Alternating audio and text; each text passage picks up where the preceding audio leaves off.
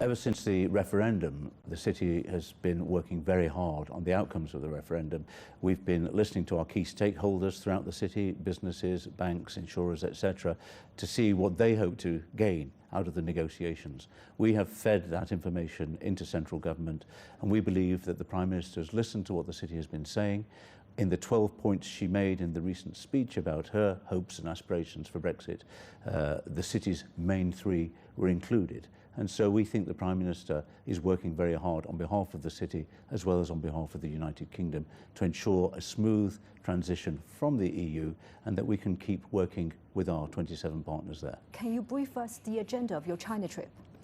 For me, of course, I shall be talking to businessmen, to bankers, to the regulators.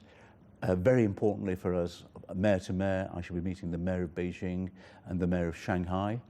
And because I have a particular interest in culture, I'm delighted that the London Symphony Orchestra will also be in Beijing and Shanghai when I'm there. And as you probably know, the orchestra is being sponsored on this occasion by Rainwood, a very successful Chinese company.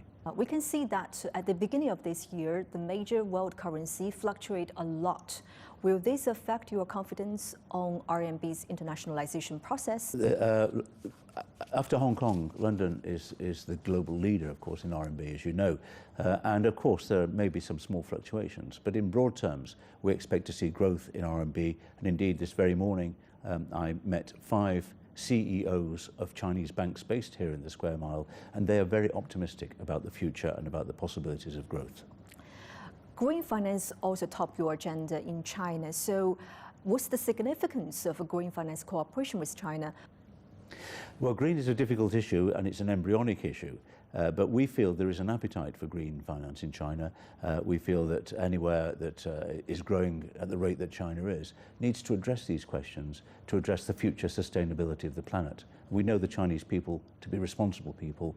We in London have developed a certain expertise in the green issue, and we hope to be able to share that with Chinese people. How do you look at China's One Belt, One Road initiative? Is very interested in supporting the President's aspirations in terms of One Belt, One Road. A fortnight ago, I was in Pakistan, where there's great interest in the China-Pakistan economic corridor, and that's where I really became aware of what's going on in the Chinese aspirations to build through Pakistan, to take over the port of Gwadar, to develop a greater presence in the region. It was a great privilege for the UK to find a train arriving from China recently into East London. And in discussing that very thing with the Chinese ambassador here in London, he said that London is the western end of the One Belt, One Road programme. The golden era, the One Belt, One Road, very important matters for us. And I'm adamant that the City of London will have a presence at the summit in May.